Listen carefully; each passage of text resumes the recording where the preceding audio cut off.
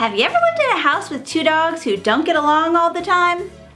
I'm here to tell you that I help a lot of people with this situation. They have dogs that are getting along, and then all of a sudden it seems that they don't get along anymore.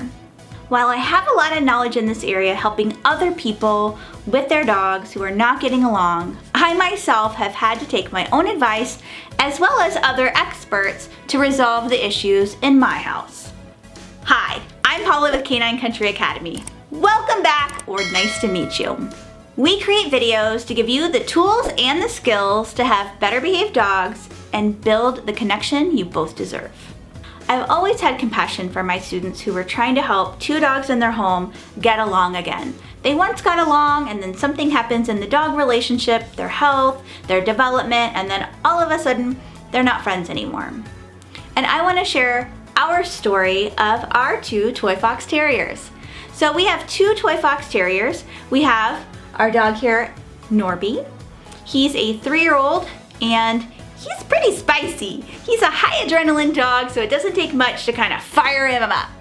And then we have his younger brother from another mother. This is our dog, Panzer. Panzer's 2 years old and he has his own challenges, but he's a sweetheart. Let me take you a little bit back in time. Let's go back 2 years ago when we first brought Panzer home. Now we knew that Norby was going to be a bit of a pill to get along with a new puppy. He has challenges meeting new dogs, especially because we were getting a dog that could be similar in personality. You know, Terriers, they're kind of spicy, that's who they are.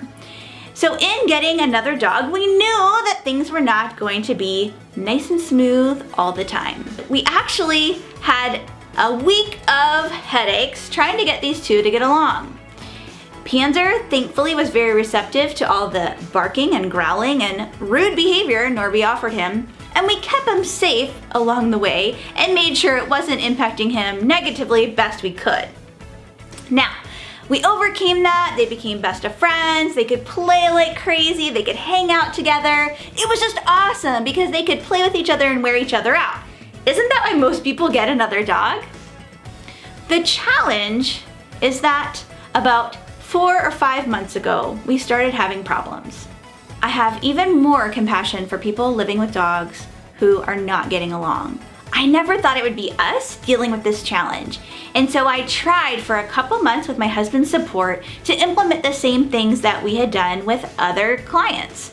And the problem is that I was too close to the problem. So I definitely reached out to experts, and I actually had a private consult with Suzanne Clothier, who I highly recommend you check out. I'll post her information in the description. She was amazing at helping me through an online consultation to help me understand both boys and where they were coming from, and some tools I could implement.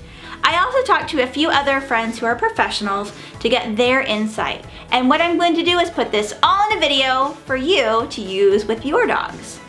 While I will tell you that all of these tools together worked for us, they may not all work for you.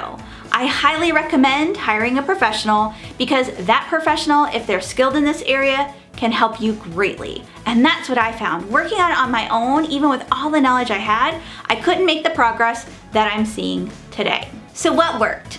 Well, the first thing I want to share with you is that we were keeping the boys apart. It was a lot of drama trying to bring them together. They would be snarky with each other, they would bark aggressively, they would just be nasty. And this was on both sides. This wasn't just one versus the other, they both were having an issue.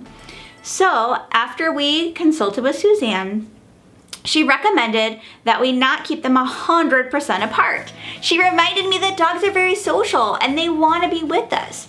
And I think especially for Norby, because he definitely was one that we crate or put further away from Panzer, that he was struggling the most. So instead of keeping them completely apart all the time, we still wanted to be safe.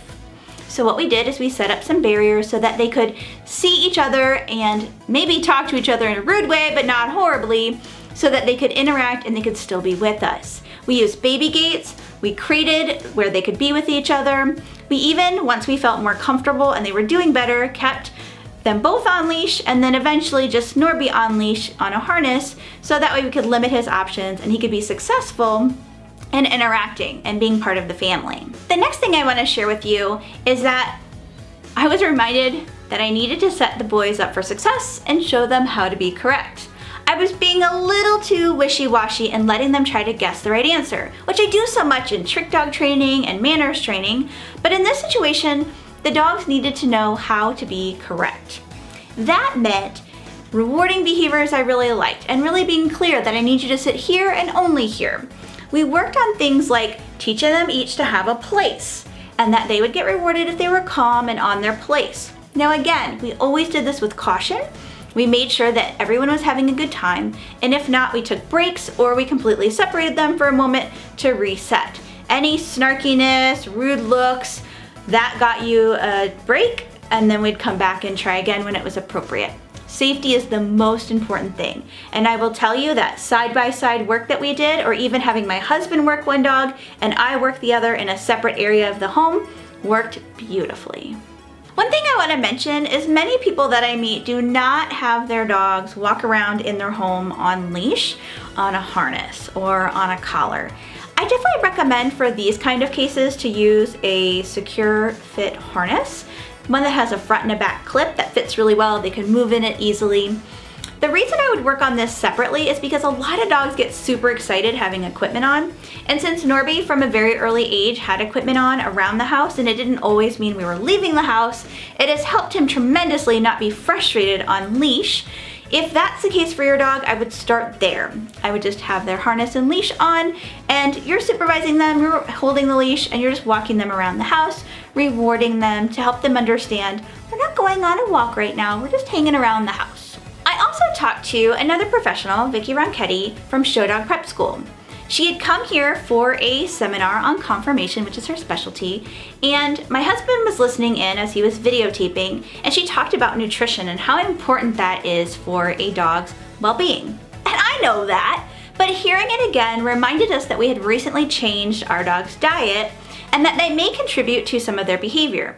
Now, I'm not going to get into exactly what we changed because to each dog as an individual, you need to check with your veterinarian or a nutrition expert to make sure it's the best food for your dog. But just think about us. If we eat things that don't make us feel good or that we are allergic to, it can create behavior problems in us, right? So we went back to what we had been feeding before we start having issues, and we also added a supplement. I'll post a link for that in the description. That is specifically to help your dog with their probiotic and calming. And I think that definitely contributed to the behaviors we're seeing now. It takes about 6 weeks to get into their system and they think it's delicious, so it's great, and it's something that can improve their overall health. So you're probably wondering, like, why did your dog start having an issue? I mean, they were getting along just fine and then wham, they weren't getting along anymore. Well, for our case specifically, we have young adolescent dogs and newly adult dogs. So your dog is an adolescent from the time they're about 6 months of age till 3 years of age. And Norby had just come into his adulthood in the fall. And so that can contribute to some of the conflict we were having. Yes, they're both intact and we don't believe it's a testosterone issue. It's more of an arousal and a developmental issue. So Norby tends to be more high arousal, and so that means that he can kind of fly off the handle more often than another dog.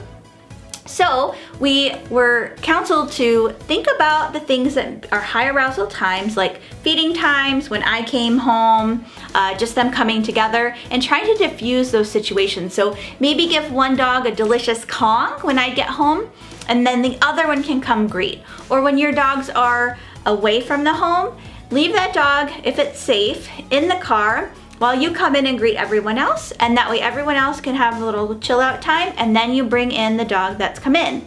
Some dogs believe that getting to go with you is extra special, as it should be, but that can create conflict in your home if the dogs are having issues. And so we monitored any comings and goings to ensure we weren't creating more arousing situations, and we managed it by putting a dog on leash, having baby gates up, or crating them.